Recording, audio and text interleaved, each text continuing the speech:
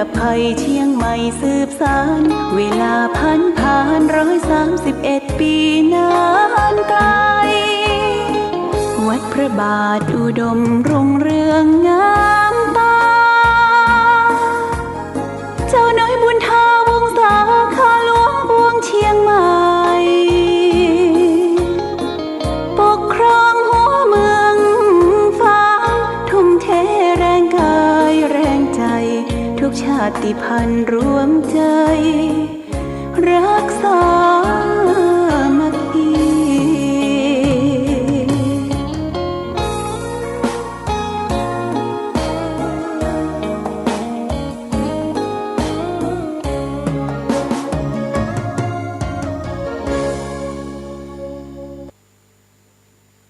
เจริญสุข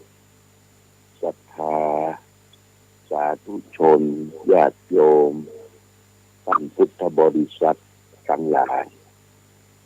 วันนี้รายการธรรมะประทีปส่องทางก็ได้มาพบปะกับพ่อแม่พี่น้องศรัทธา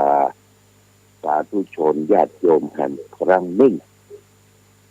วันนี้เป็นวันศุกร์ที่18เดือนพฤศจิกายนพุทธศักราช2565ซึ่งตรงกับเดือนยี่เหนือเดือน12ใกล้แรม10ค่ำวันนี้เป็นวันสุดท้ายของสัปดาห์วันศุกร์ก็อากาศท้องถิ่นตอนนี้ก็ครึ้มๆนะอยากชมนะครึ้มๆมาร้อนบานหนาวอากาศปกติแต่ว่าเมฆฝนยังปกคลุมครึ้มๆอยู่ก็ยังไว้ใจไว้ใจฝนยังไม่ได้เตื้อก็คล้ายว่ามันจะมีลมมีฝนมาอยู่เพราะฉะนั้นก็เราก็ต้องป้องกันการเดินทางการเดินสัญจรไปในที่ต่างๆก็ต้องเตรียมตัวเตรียมใจเตรียมร่มเตรียมอย่างไปอยู่เรื่องของฟ้าของฝนของธรรมชาติหนาวนำมันยังบอกเข้ามาแก้ตัวเลยวันนั้นจะเข้ามาเจาะเลาะสักกรรม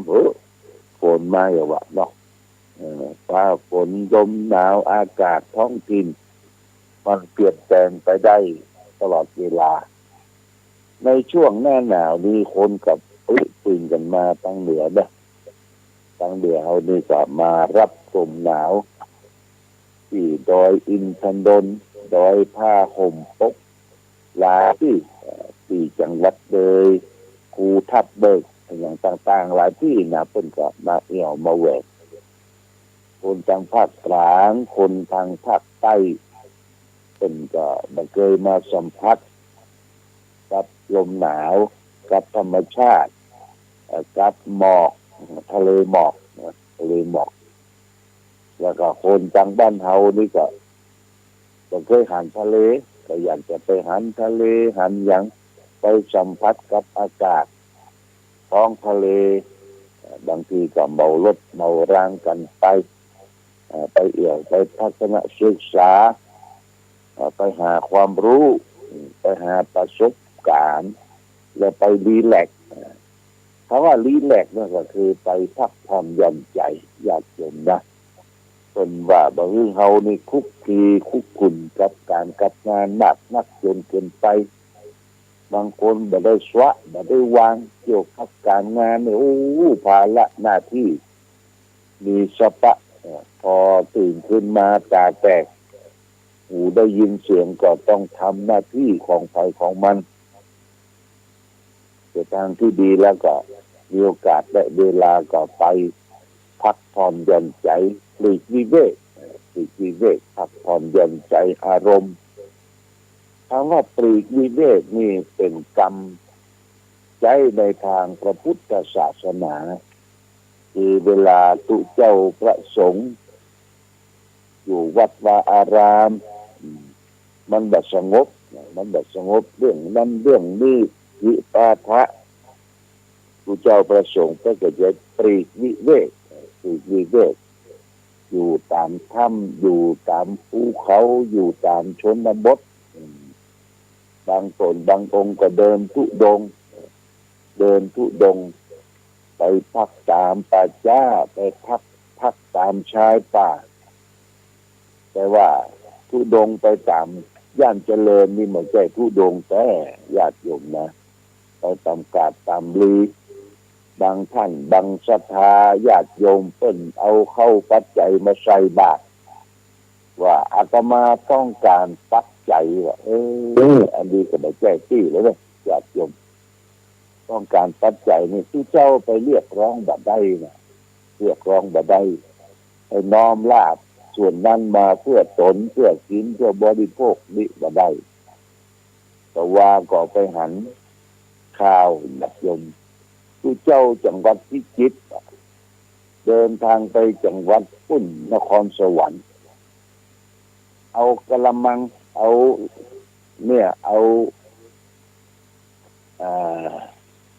ถังที่ใส่ที่บริจาครับบริจาคไปขอตั้งที่ร้านเปิ้นที่ร้านชำร้านขายของชำจิปะทะโยโฮเข้าไปก็ไปพักเป็นว่าน้องขอตั้งองค์ผ้าป่าตรงนี้คนที่เป็นเจ้าของร้านก็บอกว่าโอ้มาเป็นตุเจ้าก็ส่งมาตักว่าน้องนี่มันผิดสังเกตละญาติโยมนะผิดสังเกตแล้วก็ฟังเสียงก็บอกเข้าหูตัวเป็นตุเจ้าแต่บัดแต่หมูเป็นกระโตกกระตะญาติโยมคนนั้นเจ้าของร้านชำก็บอกว่าโอ้ยังบ่พร้อมให้ตั้งเสื้อยังบอกพร้อมให้ตั้งเสื้อเพราะว่าการที่คนที่จะมาเข้าร้านซื้อของแล้วบอกค่อยจะมีในช่วงนี้หลวงพี่บอกค่อยจะมีโคตรเกลียดญาติโยมนะคือเจ้านี่โคตรเกลียดทำท่าสวืดแล้วก็จกเอาเอกสารเอาอย่างพวกมามาอ่านให้ญาติโยมว่าญาติโยมนี่เป็นคนใจป๊อกเป็นคนใจแคบไปไปทำอย่างนั้นแบบถูกนะญาติโยมนะแล้วก็ญาติโยมจะหันว่าผู้เจ้าพระสงฆ์ไปเสาะเลื่อไรนี่แบบถูกไทยหันตั้งบ้านเมืองฝางไม่อาก็ช่วยบอกเจ้าหน้าที่ตำรวจบอกเจ้าหน้าที่วัฒนธรรมบางครั้งมีโอกาสจะมาเรียรัยเอาพระพุทธรูปเปิดท้ายรถแล้วก็เอาบาตรน้ำมนต์เอาอย่างหุมาตั้งแล้วก็แพ็คน้ำมนต์ญาติโยมไปเลยญาติโยมที่บอกงูบอกเข้าใจก็เข้าไปไว้ไปสาไปจอมสตางค์เขาก็บางทีก็เป็นที่เจ้าปลอมที่เจ้าบัดแต้ญาติโยมหากินด้วยความเรียกว่าทุจริตไปโลภไปเบียดไปบังอันนี้ช่วยกันพอเลยญาติโยมช่วยกันพอกันกอยถ้าเป็นพระธุดงค์จะแต่เพิ่นปลีกวิเวกเนี่ยเพิ่นบ่เข้าบ้านนะเพิ่นบ่เข้าบ้านปลีกวิเวกเนี่ยนอนต่ำชายป่านอนที่ป่าช้าออกมารับบิณฑบาตได้เจ้าใดบ่ได้เจ้าใดเพิ่นใส่อันใดไปก็ฉันอันนั้นญาติโยมต้องสมถะจะไปเรียกร้องบ่ได้เนี่ยคือเจ้าไปเรียกร้องบ่ได้เนี่ยคำว่าปลีกวิเวกก็ดังที่ได้กล่าวว่าเป็นกรรมทุเจ้าถ้าวัดวาอารามมันพุกผ่านมันเดือดร้อนมันแบบสงบนี่เพิ่นก็จะไปปลีกวิเวกองค์พระสัมมาสัมพุทธเจ้าก็เช่นเดียวกันในสมัยทั้งพุทธกาลที่พระองค์ยังมีพระชนชีพผู้เจ้าพระสงฆ์พิดกันญาติโยมพิดกันเรื่องของระเบียบวินัยนะระเบียบวินัยก็พิดกันพระพุทธเจ้ามาได้ละพิดกันนี่พระองค์ก็หนีไปอยู่ป่าเลไลไปอยู่ที่ท่านก็มีลิงมีจ้ามาปฏิบัติรับใช้ออกกอย จนศรัทธาญาติโยมชาวบ้านน่ะเปิดแอนตี้แอนตี้คือแบบใส่บาตรญาติปกแบบทำบุญสุนทานเพราะพระพุทธเจ้าบ่อยู่นี่นะก็เดือดร้อนถึงพระอานนท์พระอานนท์ก็เข้าไปปฏิบัติรับใจไปทูลถามโอ้ชาวบ้านชาวเมืองเพิ่นแบบทำบุญสุนทานพระเจ้าข้าเพราะพระองค์แบบเลยประทับอยู่ที่วัดเชตวันได้ปลีกวิเวกนี่ก็พระองค์ก็ว่าเพราะฉะนั้นภิกษุสงฆ์ทั้งหลายก็ต้องอยู่ด้วยความสงบเรียบง่ายเรียบร้อยอย่าไปเดือดร้อนสร้างความเดือดร้อนให้แก่พี่น้องประชาชนเนี่ยญาติโยมมาปลีกวิเวกญาติโยมก็อาจจะปลีกวิเวกเหมือนกันเช่นว่าบ้านจองมันเดือดร้อนเป็นไว้อาจจะไปทางตรงทางนาไปภาวนาไปฟังธรรมะไปพักผ่อนทำจอกแจ๊กค่ำแล้วก็เข้าบ้านเข้าจองที่มันวุ่นมันวายญาติโยมนะจิตใจเราต้องการความสงบต้องการความเยือกต้องการความเย็นเราก็ต้องปลีกวิเวกไปไปรีแลกซ์ไปพักผ่อนนี่เป็นเรื่องสำคัญส่วนหนึ่งเรียกว่าบริหารกายบริหารใจญาติโยมวันนี้จะเอาธรรมะของท่านเจ้าคุณพระศรีธรรมนิเทศอดีตรองเจ้าคณะจังหวัดเชียงใหม่วัดสันปะคอยเจ้าวาดวัดสันปะคอยมาอู้จาต่อให้ศรัทธาญาติโยมได้รับทราบรับฟังวันนี้เรียกว่าโกรธทำให้เศร้าหมองเพิ่นตั้งไอ้เรื่องของการบรรยายว่าโกรธทำให้เจ้าหมองเพิ่นก็บอกว่าคนทุกคนบอกว่าพ่อชายแม่หญิงบอกว่าคนหนุ่มคนแก่ต้องการผิวสวยโดยเฉพาะผู้หญิงทั้งหลายทั้งที่สาวและบ่สาวต้องการให้มีผิวพรรณพุทธผ่องเป็นที่ต้องเนื้อเจริญใจแก่ผู้ได้พบได้เห็นได้ทัศนายังมีการทิปครีมทาผิวบำรุงผิวมีทั้งผสมน้ำผึ้งผสมนมและผสมด้วยฮอร์โมนจนบอกว่าจะเชื่อบริษัทใดเพราะต่างก็โฆษณากันอย่างน่าเชื่อกันทั้งนั้นคนที่จะเชื่อได้ 100% นี่ก็คือบรรดาครีมบำรุงผิวหรือพวกโลชั่นน้ำมันต่างๆนั้นเราต้องควักกระเป๋าซื้อมาด้วยราคาแต่งบริษัทไหนจะผลิตสินค้าชนิดใดออกมาก็ตามใครจะโฆษณาอย่างใดก็ตามต้องมาฟังพระพุทธเจ้าในฐานะที่พระองค์เป็นยอดของนักเสริมสวยเสริมให้สวยทั้งกายทั้งวาจาทั้งใจพระพุทธเจ้าตรัสว่าโกนะโททุพพันโนโหติความโกรธย่อมมีผิวพรรณอันเศร้าหมองตามรักสรีรวิทยาแล้วต้องยอมรับว่าพระพุทธธรรมหรือพุทธวจนะ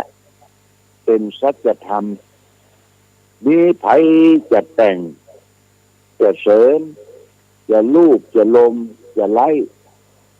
จะทาจะอบจะนวดอย่างใดก็ตามถ้าใจบ่ดีนะใจบ่เป็นปกตินะใจโกรธใจเกลียดใจเครียดในใจแค้นแล้วเนี่ยการสูบฉีดโลหิตจะแรงขึ้นโลหิตที่สูบฉีดแรงจะร้อนก็เพราะเลือดที่ร้อนน่ะนี่เองทำให้ฮอร์โมนต่างๆถูกเผาไหม้เซลล์ต่างๆถูกเผาไหม้ซึ่งแน่นอนเดือเกินว่าเมื่อเซลล์ต่างๆซึ่งอยู่ในผิว หนังถูกเผาไหม้เพราะไฟคือกิเลสผิวพรรณของคนมักโกรธน่ะจึงเศร้าหมองบ่ผ่องใสเท่าที่ควรเพราะฉะนั้นคนที่เป็นผู้หญิงหรือคนที่เป็นผู้ชายทั้งหลายก็ตามแม้ว่าคุณจะมาทาครีมแล้วฉโลมโลชั่นแล้วก็ตามจงเชื่อพระพุทธเจ้าบ้างเถิดว่าอย่าเป็นคนมักโกรธเลยลองมาเสริมสวยด้วยการยิ้มบ่ออกก็ฝืนยิ้มสดบ่ได้ก็ยิ้มแห้งๆก็คือยิ้มแห้งๆไว้ก่อนแล้วก็ค่อยใส่ใจลงไปแล้วก็ยิ้มอย่างสดชื่นจนชินเป็นวิสัยและยิ้มให้ทุกสถานะทุกโอกาสฝนตกก็ยิ้มแดดออกก็ยิ้มได้หิวข้าวก็ยิ้มได้ถูกด่าก็ยิ้มได้ถูกว่าก็ยิ้มได้ทุกคนมาท้าทายก็ยิ้มได้เพราะยิ้มบ่ได้จีว่าบ่ได้ซื้อบ่ได้เจ้าเป็นยิ้มของเราเองของเราเองเอาออกมาให้ยิ้มให้ชุ่มชื่นหัวใจผิวพรรณจะได้ผ่องใสยิ้มนี้เป็นยิ้มธรรมะยิ้มตามหลักธรรมคำสอนในทางพระพุทธศาสนาหรือญาติโยมนะนี่ท่านเจ้าคุณศรีธรรมดิเทศบอกว่าโกรธทำให้เศร้าหมองพยายามทำจิตใจให้ปกติยิ้มทางบ้านเฮาที่แม่อายก็มีเนี่ยที่แม่อายหลวงนี่นะชื่อว่าไอ้ปันยิ้มนี่ไผปะหน้าปะตายิ้มญาติโยมยิ้มหมดนะบอกว่าไผจะปะจะส่วนกลางจะไปที่ไหนปันยิ้มใส่ทั้งนั้นแบบเป็นพิษเป็นภัยต่อภัยยิ้มเข้าถอยหลังตกของทุ่มยิ้มเป็นว่าปันยิ้มอยู่ที่แม่อายหลวงเนี่ยไปก็ได้ปะได้ปกญาติโยมทั้งสาธุชนเมืองไทยเฮานี่เต้นใส่ชื่อว่ายิ้มสยามและโดยเฉพาะอย่างยิ่งคนที่น้องเชียงใหม่ล้านนาต้นชอบมาแอวมาแหวนเพราะมาปะรอยยิ้มนี่คือไม่ใช่ให้หัวกากๆนะญาติยิ้มนี่เป็นธรรมะเป็นดังที่พระพุทธเจ้าท่านยิ้มพระพุทธเจ้านี่เปิ้นบ่โกรธบ่เครียดบ่มีโมโหโทโสเปิ้นจะยิ้มอยู่ตลอดเวลาคน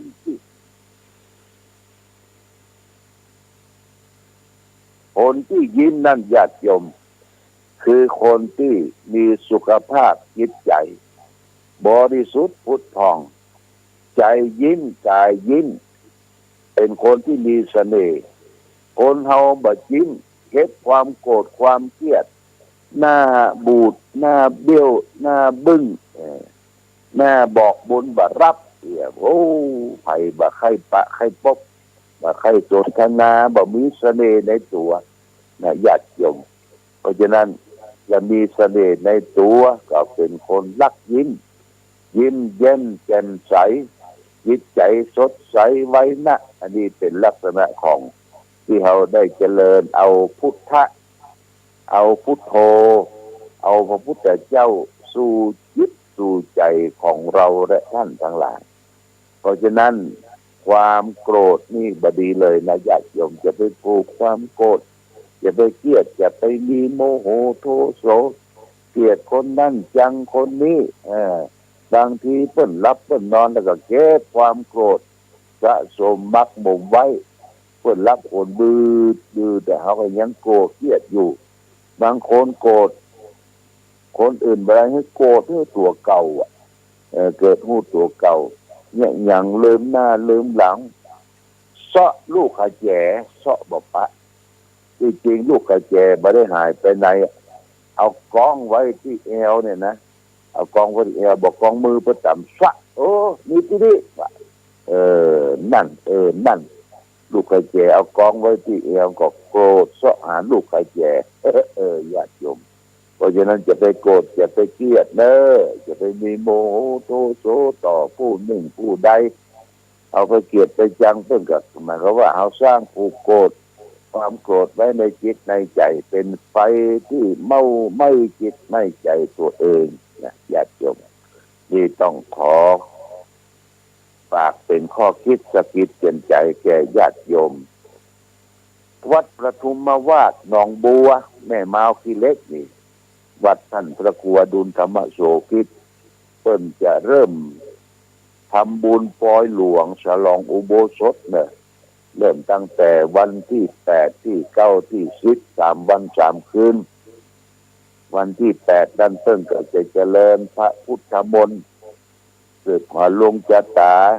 ผูกพัทธสีมาวันที่10เพิ่นจะตัดบ่ายลูกนิมิตท่านพระครูก็บอกว่าใครจะมีส่วนร่วมไปปูจาลูกนิมิตน้อยลูกนิมิตน้อยนี่ก็เต้าบ่โอน้อยเนี่ยญาติโยมจะเอาปูจา150กับ149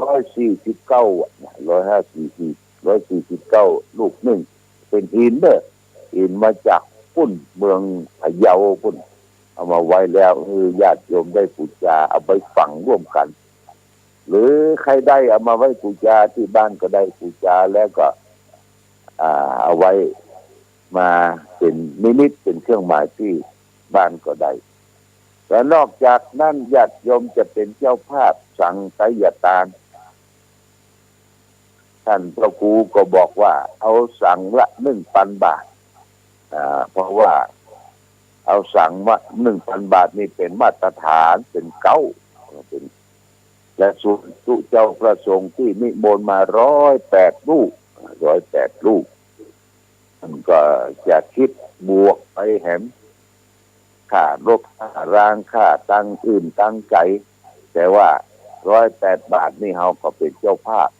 ถ้าเป็นเจ้าภาพนึ่งสั่งนี่เพื่อก็จะมีผ้ายันเนี่ยผ้ายันผืนใหญ่มีรูปต่างๆเป็นสัญลักษณ์รูปของผ้ายันก็เป็นมหานิยมรูปเรียกว่าหมูกินน้ำนมแมวไอ้ฟ้องอย่างต่างๆนี่ลองไปดูนะไปบูชาแล้วก็ได้ผ้ายันผืนเพิ่นพุทธาพิเศษเรียบร้อยแล้วที่วัดประทุมวาสหนองบัวก็เชิญชวนญาติโยมไปเอี่ยวไปแหวงไปร่วมทำบุญ